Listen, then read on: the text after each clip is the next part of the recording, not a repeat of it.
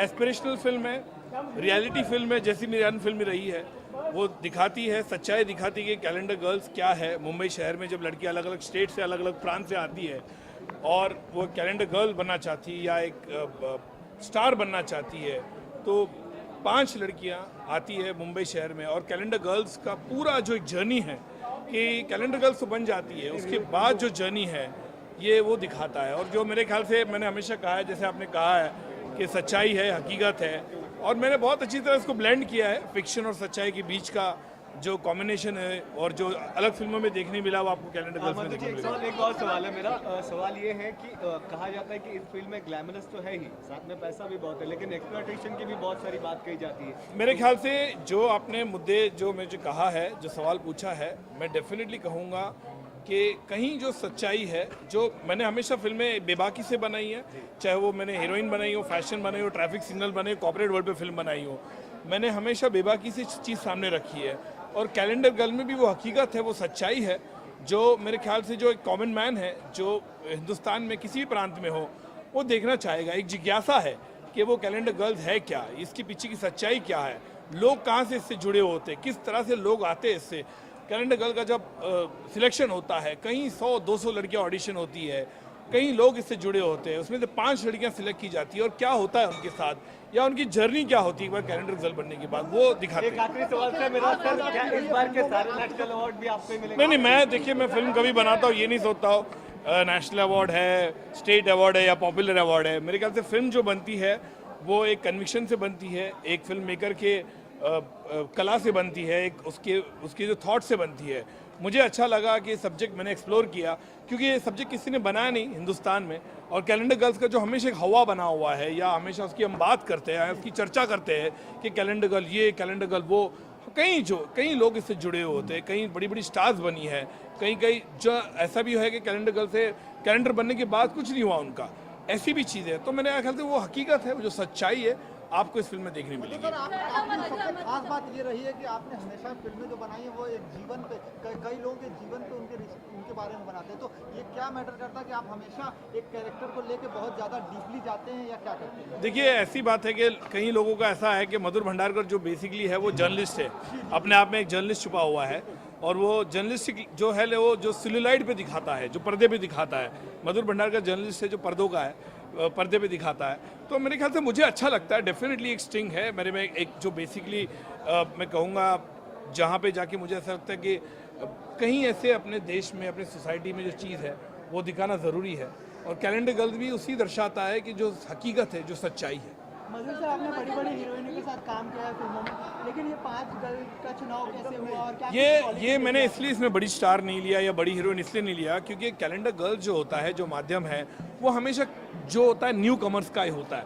वो कोई बड़ा स्टार होता नहीं है, कोई बड़ी हीरोइन होती नहीं है। वो हीरोइन बन जाती है कैलेंडर गर्ल बनने के बाद, लेकिन जब बिगिनिंग में हम बात करते हैं तो हमेशा इसमें लड़कियां जो होती है नहीं होती है, गर्ल नेक्स्ट डोर हम कहते हैं, या अलग अलग, जैसे मैंने कहा कि उसका कॉन्टेस्ट होता है, उसकी एक ये होता है कि उसके बाद ऑडिशन होता है, उसके बाद चुना जाता है। तो मैं चाहता था कि जो सब्जेक्ट मेरे दिमाग में जो थॉट आया, मुझे लगा कि कैलेंडर गर्ल एक ऐसा सब्जेक्ट है जो मुझे जल्दी बनाना चाहिए। तो 40 दिन में इस पिक्चर को ख़त्म किया न्यू कमर के साथ।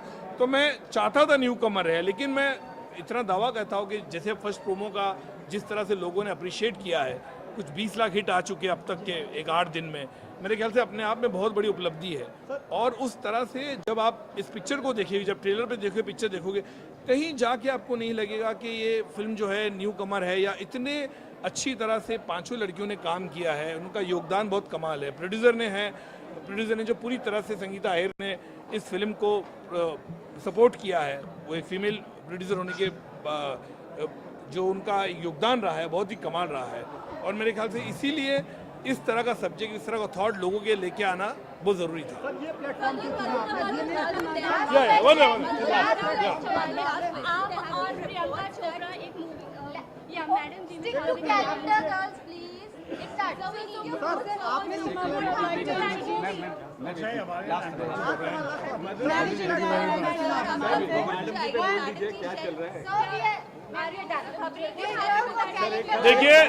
देखिए, ये मैडम जी के बारे में प्रियंका और मैं पहले भी बात कर चुके हैं।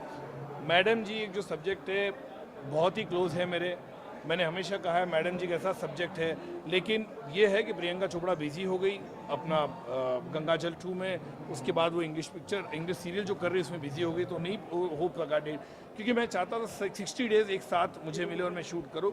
प्रियंका मेरी फैमिली है, घर है मेरे लिए, और मैं ऐसा कोई ये नहीं है, विवाद नहीं है जिस तरह आप लोग लगते हैं कि प्रियंका और ये कि she is a very dear friend of my family है, मैं अभी भी कह रहा हूँ। तो हम लोग को जब लगेगा कि इस फिल्म को बनाना है जिस हिसाब का सब्जेक्ट है तो डेफिनेटली बनाएंगे। प्रियंका के लिए भी मैडम जी बहुत ही इंपॉर्टेंट है, क्योंकि उसको सब्जेक्ट से उसको प्यार है, इस सब्जेक्ट को लेकर काफ़ी उत्साहित है वो, मुझे भी उतना ही उत्साहित है इस फिल्म को लेकर, क्योंकि जो कैरेक्टर उसके हिसाब से मैंने लिखा हुआ है। मधु जी एक सवाल मेरा, मधु जी सर एक सवाल है, मधु जी सर एक सवाल है मेरा, मिस्टर अजय, इस प्लेटफॉर्म को क्यों चुना आपने? मधु जी सर, इस प्लेटफॉर्म को क्यों चुना आपने? इस प्लेटफॉर्म को क्यों चुना मधु जी आपने? सर एक सवाल है मेरा, कंगना की जो सक्सेस है उस पे आपकी क्या राय है?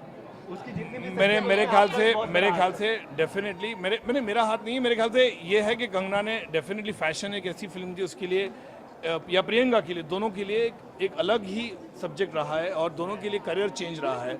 और आज जिस तरह कंगना ने, जो मैं कहूँगा, अपने आप को एक स्टार के रूप में आज जो इतना बड़ा इनिशियली 150 करोड़ का बिजनेस हुआ है तनु वेड्स बनू का, मैं बहुत खुश हूँ। मेरे ख्याल से वो एक ऐसी मिडिल क्लास घर से आई है, हिमाचल से आई है, और जिस तरह से उसने अपने आप को काम किया, इंस्पाइट ऑफ कोई गॉडफादर नहीं होने के बावजूद, कोई ऐसा इंडस्ट्री में कैंप नहीं को उसको सपोर्ट कर रहा है, उसके बावजूद भी उसने अपने आप में अपनी खुद की पोजीशन बनाई है। मेरे ख्याल से ये वो डेफिनेटली बधाई की प्राप्त है।